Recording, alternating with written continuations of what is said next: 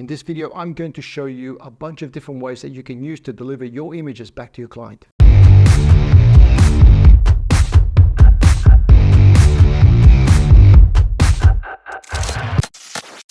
Hey everyone, and welcome back to the channel. And if this is your first time here, my name is Dan Quintero and I'm a commercial photographer based in Sydney. And in this channel, I make videos about anything and everything related to photography. And today I'm going to show you a bunch of different ways that you can use to deliver your images to your client. Now, this is not something that photographers normally get excited about because we like to shoot and we like to edit, but this is the part that our clients get excited about because they're seeing the photographs for the first time. So we want to make sure that the process is professional, efficient, and as easy as possible. And all the advice that I'm going to give you here now is practical advice because I've used every single one of these methods, so I can tell you what worked and what didn't work. And at the end of the video, I'm going to show you the two methods that I'm currently using now and have been using for the last 6 or so years. And look, just to be transparent, I'm not affiliated with any of these services in any sort of way. I'm just giving you my honest opinion on each one of them in the hope that it's going to be helpful to you. Okay, so let's start off with physical media. Now, when I first got started, we used to send out images on CDs and DVDs. Obviously, we don't do that anymore. Now we use these, which are your typical sort of USB thumb drive. And these ones here are particularly useful if you're going to be sending out a large number of images. So if you're an event photographer or a wedding photographer, then this solution might work really well for you.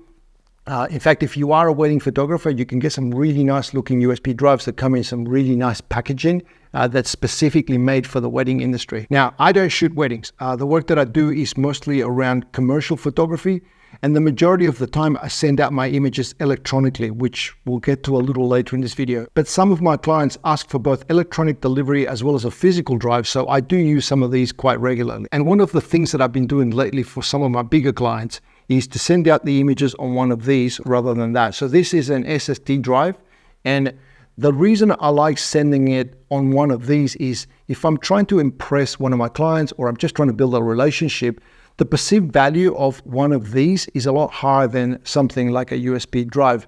And at the end of the day, it's all about giving my clients a level of service that is higher than what they're expecting. So these are the drives that I use, and you've seen me talk about these in other videos before, and I'll put a link in the description if you're interested in learning more about them. Now, these drives are not as expensive as they used to be, but what I do is I include the cost of the drive in my initial quotation to my client.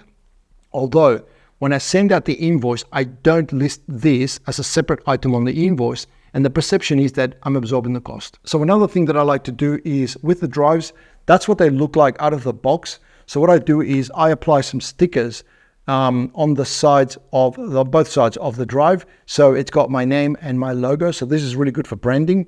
The stickers that I use, I got printed by a company called Moo, so moo.com.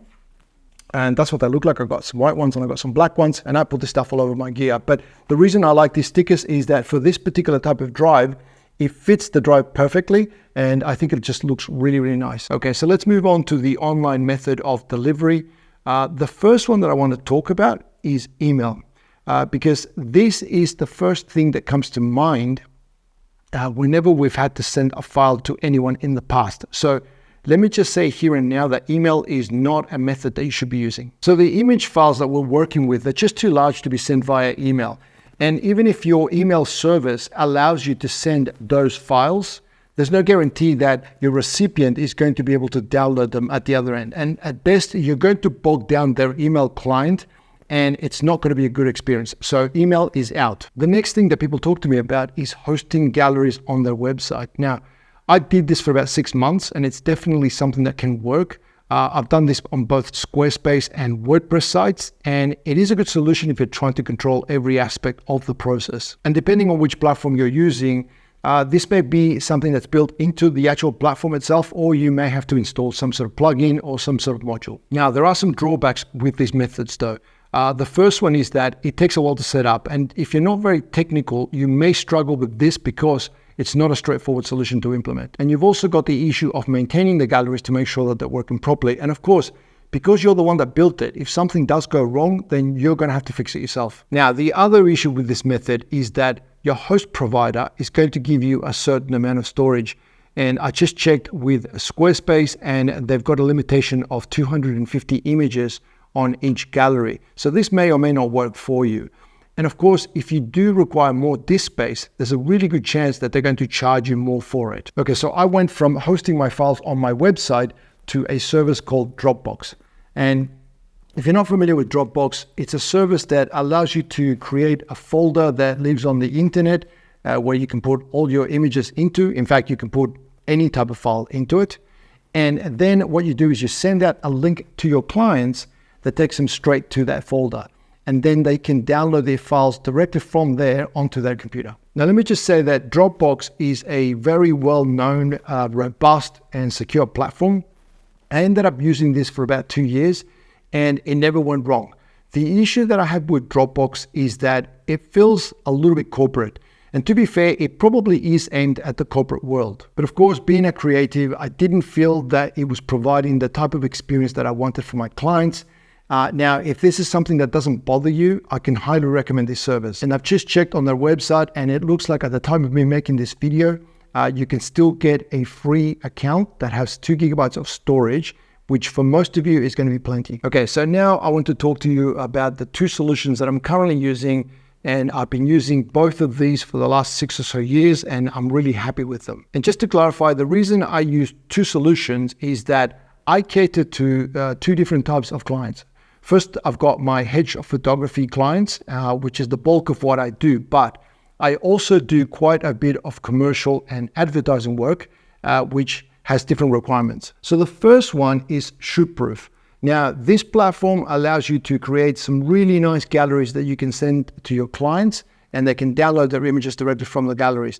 Now, ShootProof is designed specifically for photographers and it's got some really cool features. So the galleries look really nice and there's a selection of themes that you can pick from, as well as some customization so that you can get it looking exactly the way you like it. You can set the galleries to be public or you can password protect them.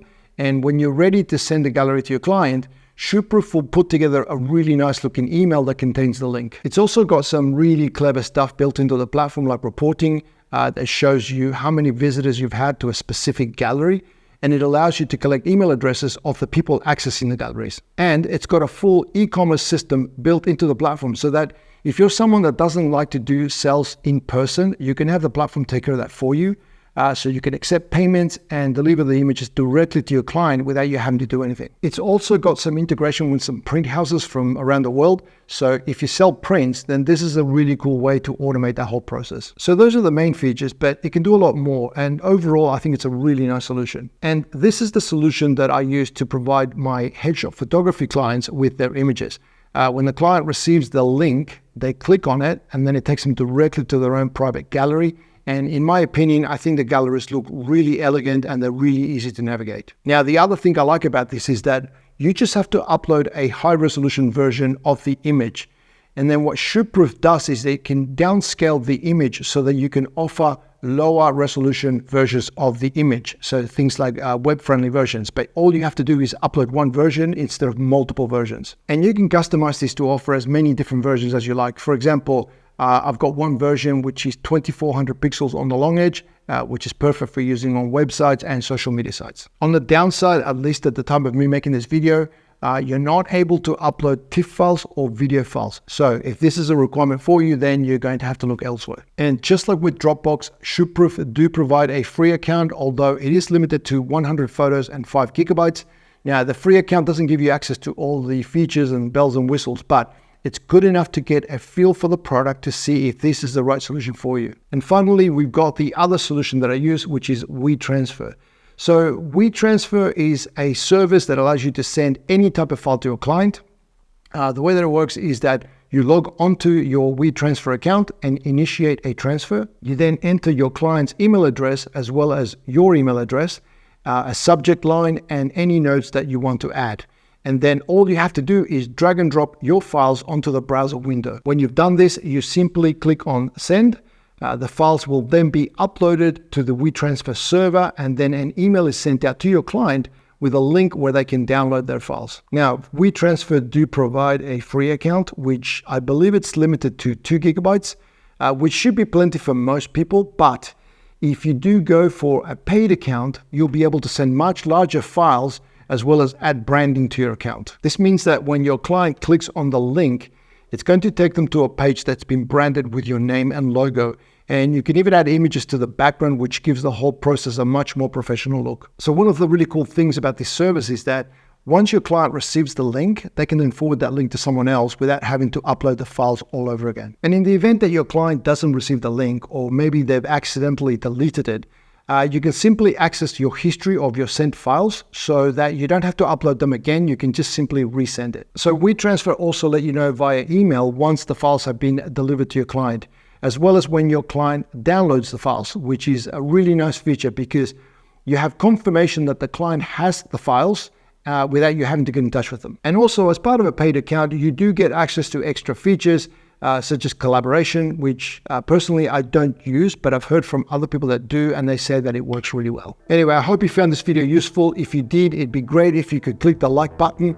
And if you haven't subscribed to the channel, consider doing so because I make videos like this every week to help you with your photography. So if you don't want to miss out on any of those, click the subscribe button and the notification bell, and that way you'll be notified when I upload a new video. And if you do have any questions about anything that I talked about today, make sure to leave them in the comments section below. Alternatively, you can get in touch with me through any of the usual social media platforms, and you're going to find all those links in the description. So that's everything for this video. I hope you enjoyed it. I want to thank you for watching, and I'll see you next time.